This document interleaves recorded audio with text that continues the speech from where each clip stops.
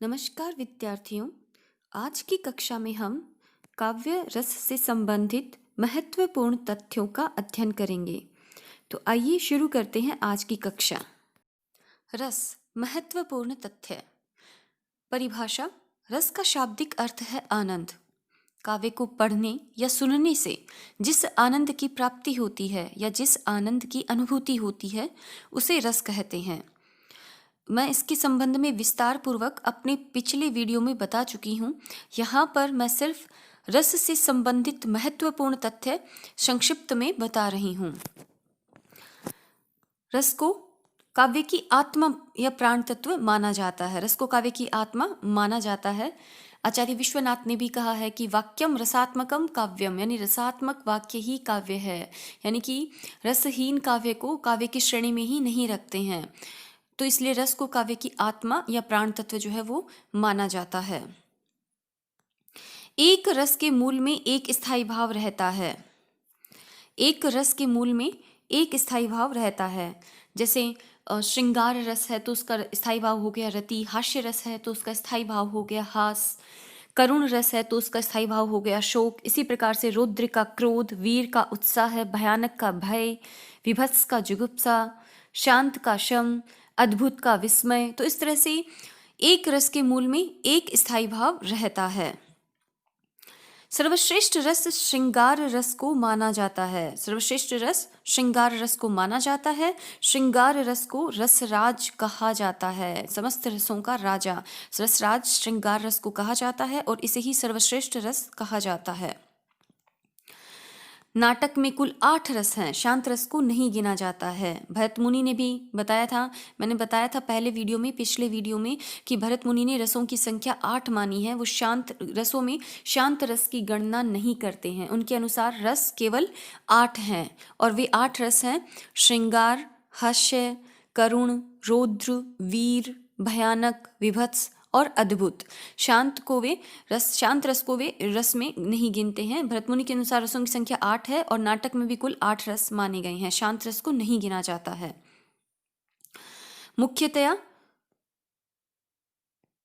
मुख्यतया रस 9 माने जाते हैं। मुख्यतया रस 9 माने गए हैं। इसके बारे में भी मैं अपने पिछले वीडियो में बता चुकी हूँ। इसीलिए इन्हें नवरस कहा जाता है। और स्थायी भाव भी मुख्यतया कितने माने जाते हैं? 9 माने जाते हैं। प्रत्येक रस का एक स्थायी भाव हो गया। मुख्यतया रसों की संख्या 9 मानी जाती है, इसलिए इन्हें नवरस कहा जाता है और प्रत्येक रस का एक स्थायी भाव होता है। वाक्यम रसात्मकम काव्यम, ये कहने वाले कौन थे? आचार्य विश्वनाथ थे। प्रत्येक रस में संचरण करने वाले भाव को संचारी भाव कहते हैं। प्रत्येक रस में संचरण करने वाले भाव को संचारी भाव कहते हैं।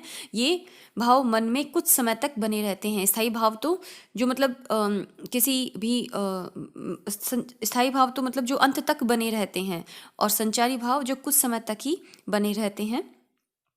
और कवि बिहारी श्रृंगार रस के प्रसिद्ध कवि हैं। रस के 4 अवयव हैं।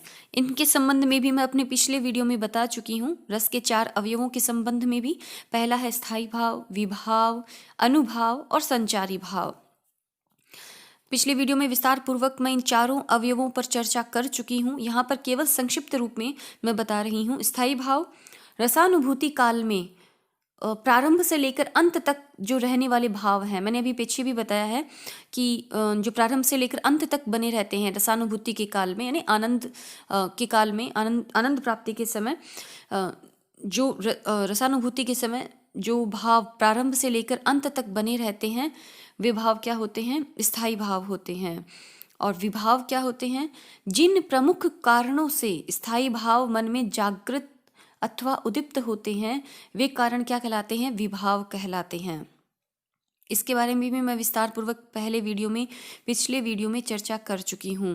विभाव जिन प्रमुख कारणों से स्थायी भाव मन में जागृत होते हैं, वे क्या होते हैं? विभाव होते हैं। विभाव आलंबन, जिस आधार पर या जिसके कारण स्थायी भाव जागृत होता है, वो हो गया आलंबन विभाव। और उद्दीपन विभाव जो जागृत हुए स्थायी भाव को और भी अधिक उद्दीप्त कर देता है, और भी अधिक प्रदीप्त कर देता है, वह क्या होता है? उद्दीपन विभाव कहलाता है। नेक्स्ट है अनुभाव।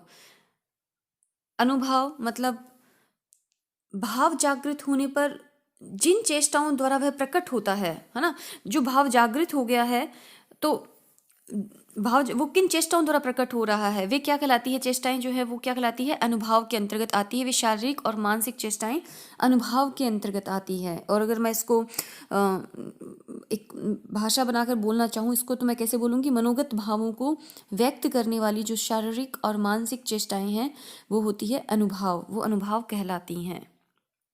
अगला है संचारी भाव। जब स्थायी भाव जागृत होते हैं तो उनके साथ कुछ अन्य सहायक भाव भी उत्पन्न होते हैं। ये सहायक भाव ही संचारी भाव कहलाते हैं या व्यभिचारी भाव कहलाते हैं। ये भाव मन में कुछ समय तक बने रहते हैं। जो अंत आनंदानुभूति के समय, रसानुभूति के समय अंत तक बने रहते हैं वे भाव तो क्या होते हैं, स्थायी भाव होते हैं। और जो भाव मन में कुछ समय तक बने रहते हैं वे क्या कहलाते हैं, संचारी या व्यभिचारी भाव कहलाते हैं। अब इन चारों को हम एक उदाहरण से समझ लेते हैं, जो उदाहरण हमने अपने पिछले वीडियो में भी काम में लिया था। देखिए, अखिल भुवन चर अचर जग हरिमुख में लखी मातु चकित भई गदगद वचन विकसित दृग पुलकातु। तो यहाँ पर वही प्रसंग है जब माता यशोदा अपने पुत्र नंदलाला यानी कि श्री कृष्ण के मुख में चर अचर जगत को देखकर आश्चर्यचकित हो जाती है। तो ये देखो इसमें रस कौन सा था, क्योंकि माता यशोदा के हृदय में कौन सा भाव जागृत हुआ था, कौन सा स्थायी भाव जागृत हुआ है, आश्चर्य का, विस्मय का। ठीक है, तो इसमें रस कौन सा होगा, इसमें रस हो जाएगा अद्भुत रस। अद्भुत रस का स्थायी भाव कौन सा होता है, विस्मय या आश्चर्य, है ना। और इसमें आलंबन कौन होगा, यानी कि जिसके कारण ये भाव जागृत हुआ है। आलंबन वही होता है जिसके कारण भाव जागृत होता है। भाव कौन सा है यहाँ पे, विस्मय का भाव है। ये किस कारण से जागृत हुआ है, कृष्ण का मुख। इसका आलंबन कौन है, कृष्ण का मुख यानी कृष्ण। ठीक है, तो आलंबन हो गया इसमें कृष्ण। और आश्रय किसके हृदय में भाव जागृत हुआ है, माता यशोदा के हृदय में भाव जागृत हुआ है, इसलिए माता यशोदा हो गई आश्रय। और उद्दीपन क्या हो जाएगा, उद्दीपन जो है जिस वजह से माता यशोदा के हृदय में उद्भुत हुआ विस्मय जो स्थायी भाव है वो और भी अधिक बढ़ जाता है। तो मुख में अखिल भुवनों का और चर अचर प्राणियों का दिखाई देना, है ना। तो ये हो गया, ये उस भाव को और भी अधिक बढ़ा रहे हैं। अगला है अनुभाव। अनुभाव नेत्रों का विकास, स्वर भंग, रोमांच। ये देखो, चकित भई गदगद वचन, यानी कि चकित भई यानी कि आश्चर्यचकित हो गई अपने पुत्र के मुख में इस तरह से संपूर्ण संसार का दिखाई देना, है ना। इस वजह से माता क्या हो गई, आश्चर्यचकित हो गई। और मतलब गदगद वचन मतलब स्वर भंग, मतलब वो कुछ बोल ही नहीं पा रही थी, एकदम से स्वर भंग हो चुका था उनका, वो बिल्कुल बोलने में असमर्थ थी। विकसित दृग पुलकातु, और उनके नेत्र जो थे वो फटे की फटे रहे। विकसित दृग पुलकातु मतलब एकटक, मतलब लगातार देखते रहना, मतलब आंखें फटी की फटी रह जाना। तो नेत्रों का विकास, है ना, रोमांच, ये सब क्या हो गया, अनुभाव हो गया।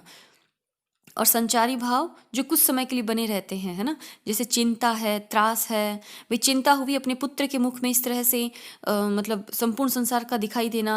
एक माता के लिए जो चिंता का विषय हो गया तो उनके मन में चिंता है, त्रास है, ये जो थे वो क्या थे, संचारी भाव हो जाएंगे। ठीक है, तो इस प्रकार से इसमें अगर देखा जाए तो रस है अद्भुत रस, और स्थायी भाव है विस्मय।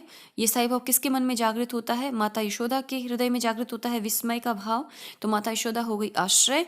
और आलंबन क्या होगा इसका, कृष्ण का मुख, जिस आधार पर भाव जागृत होता है, जिस आधार पर, है ना। तो आधार क्या हो गया इसका, कृष्ण का मुख। और उद्दीपन जो इस भाव को, स्थायी भाव को, विस्मय को और भी अधिक बढ़ा रही हैं। मुख में अखिल भुवनों का, चर अचर प्राणियों का दिखाई देना। और अनुभाव माता यशोदा की चेष्टा, जो शारीरिक या मानसिक जो भी चेष्टाएं हैं, जैसे स्वर भंग, उनके आवाज, मुंह से आवाज न निकल पाना, नेत्र फटे की फटे रह जाना, और रोमांच, है ना। और संचारी भाव चिंता और त्रास आदि। आज के लिए बस इतना ही।